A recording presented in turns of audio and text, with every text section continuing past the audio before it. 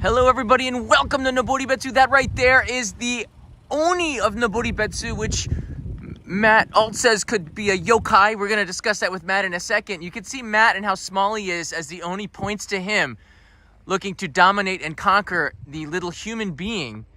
And in this episode, we're going to be talking a little bit about Oni and confronting my demon. I have a history of this place here. I'm going to show you that in a minute. Let's go over and ask Matt, who's right there, what he knows about Japanese Oni. He is an expert on Japanese folklore, I guess, in a way.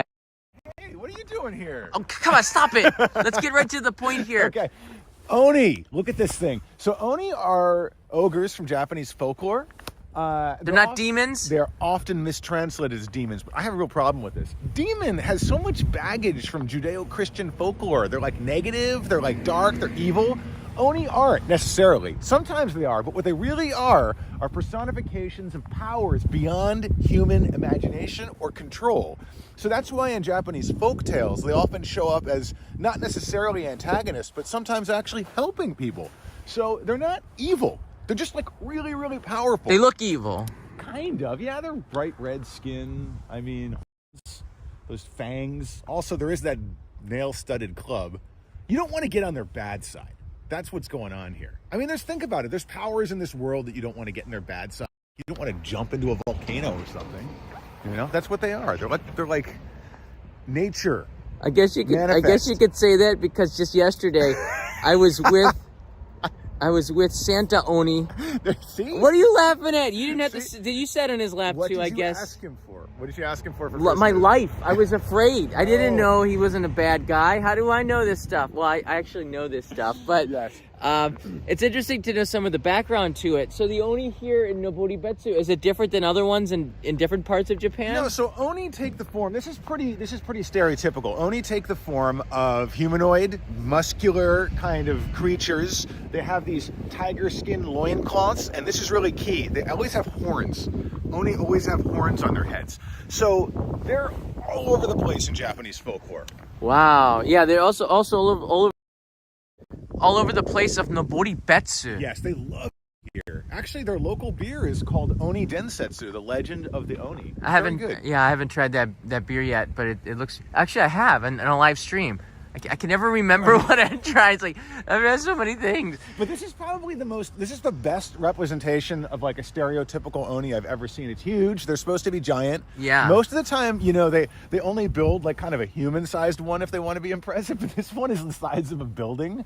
It is really, really quite impressive. So this is where we are right in the map, Hokkaido, and right outside the interchange, that road coming in on the T. That's the off of the highway, and I've been here before with Peter just last year, and hitchhiking in 2003 and 2017. So I've been here quite a bit. And it felt like that Oni was ridiculing me because he's pointing down at me, looking down at me, laughing and saying, "You silly human! How dare you try to hitchhike in my presence?" Or at least, you know, you feel sort of like that here. Yes. This is the video of us coming by motorcycle from the highway. Let's just show you. When you have a drone, you should use it. So you get these really cool views. I would say the Oni's of what? How many meters? Maybe like 10 meters high? It's at least, I mean, it's 3 stories tall, I would say. Yeah, You know, it looks like that. At least 2 stories, maybe 3.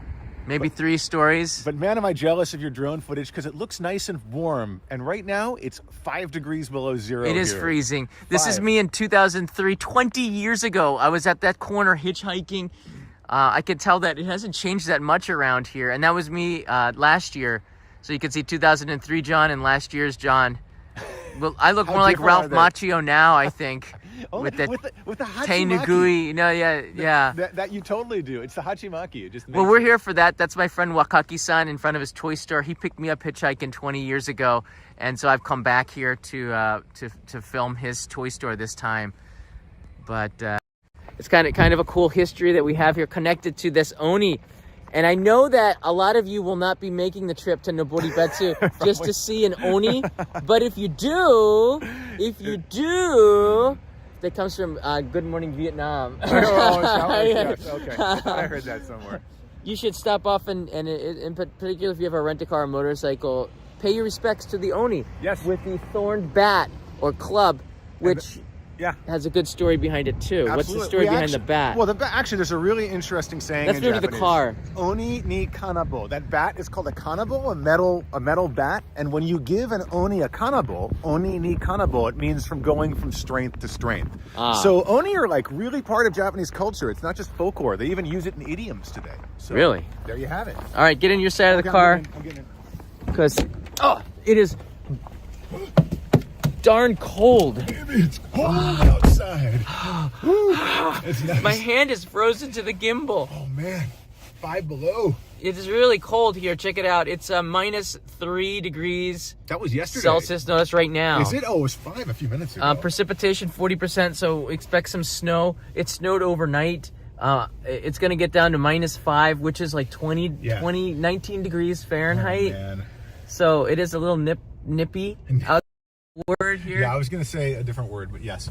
Oh, nipply. Okay, you could say that on YouTube. I think. Then there's black ice out there. It is really treacherous on these roads. They just we're going super slow. Yeah, we have to make sure not to. Troll is actually an interesting translation of oni. That kind of works, but they're not always. I just saw that in your comments. I don't have an issue with The red giant. All hail the red giant. Yes, That's true. and sometimes they're blue. They're either red or blue. And actually, you remember the place we stayed tonight? What was it called? Akao, yeah. Right. So red it's like and blue red oni. and blue oni.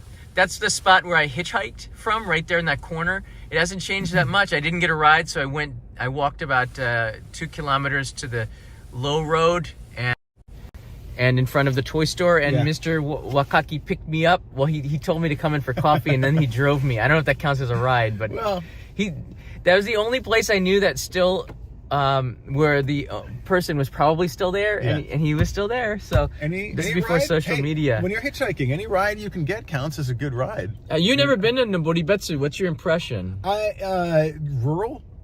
Extremely out of the way. I've been to Hokkaido before, but I've mainly been to either like super rural where there's nobody around or like big city like Sapporo.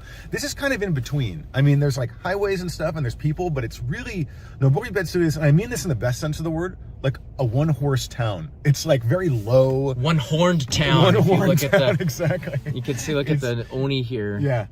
Is he back there? Can you get him? You can. I'm staying in the warm car. You can see Sir, 20 years ago you ridiculed me. Staring, I'm like making my confession. 20 years ago, sir, you looked down at me and I might have cursed you. I was a young man, Dad, just 30, 29, 30. And I didn't get a ride because perhaps of our disagreements and my misunderstanding of who you are, sir. But I know, is he a yokai? He could be. So this yokai, sir, I accept you and I give you a club to make you more powerful, thus showing my humility and do not swat a little John. This is actually, there's an argument in the yokai community as to whether oni are yokai or not, or if they're own thing. I tend to think they're their own thing. Yokai are more manifestations of natural phenomena. I'm learning a little bit. I've learned actually a lot from Matt, who is the author of Yokai Attack, the Japanese Monster Survival Guide. We actually have a yokai book. Hiroko, my wife, and I wrote it. It's called Yokai Attack, the Japanese Monster Survival Guide. And there's another one, Yurei Attack, the Japanese Ghost Survival Guide. But yeah, so that's how I know about this stuff. Yeah. And but we're here for a different reason. Oh yeah, and by the way, we got to go there because I told him 9:30. Yeah, we got to go. All right, everybody. I just wanted to share with you the yokai. Are you watching Oni in Japan? No, it's called Only in Japan, UFO Bob. But 2 points for that slight. Nice. UFO Bob, that's pretty straight. New title. Arthur Vandelay is in the house. Thank you, Arthur. Nice to see you here. Any questions? Did you see any questions? I always try to answer. That's not a good angle. Don't use that angle. They're looking right up your nose. What do we got here? Any questions? Let's see here. Oni in Japan. No, there's no questions. Not yokai. So there's somebody who thinks not yokai. I can go either way, but yeah, there's a lot of reading you can do on Oni, and I highly recommend it. Look up Oni Yokai Japan, or just buy a copy of Yokai Attack and or Yurei Attack, and I guarantee you'll find a lot of information. So is it like a survival guide in case? Is that what that is? Is it fiction? It's Because Is it? I don't know. Is it? Well, I don't know. So this is people always ask me in Hiroko, do we believe in yokai? And like yokai exist in the folkloric literature record. That's where we hunt them. So according to what is written about yokai and oni, we follow and compiled into these books, and they are useful to come to Japan and run into these characters. Yeah, I wanted to show you the bus that was going in. Here's a bus going onto the highway. There's a local bus that'll take you to the onsen town, and it goes back and forth past the Oni. So if you're arriving at Noboribetsu station, you can get here by bus, local bus. And you could even stop here, but the next bus is like an hour later, so you're going to be here for an hour. And we didn't even say how great the onsen are here. The onsen are amazing yeah. here. I mean, we were in an onsen, a hot bath yesterday that's like milky with the minerals in there. Yeah. It's not transparent. It's like you're bathing in mud, and it makes your skin. I'm such a 50-year-old. I'm saying this. It makes your skin so nice. It does, you know? right? It does. Yes. Randall Sadler, thank you, buddy. All right, guys, we're out of here. Thanks, and to show you. We're gonna go to Melon Kuma's house. Oh, yes. If we have some time after the shoot, yes. I have to show him Melon Kuma's house. Yes. And then we're gonna go to Chitose Airport, and perhaps at the airport a little bit later, around 6 p.m., which was great for the Aussies and the Hawaiians. Not so much people Americans live in Hawaii, but not so much for the rest of us in other countries. It'll be late at night. But you'll be able to see the playback, which is pretty cool. Yay. All right, everybody, take care. Hey, great seeing you guys. Bye from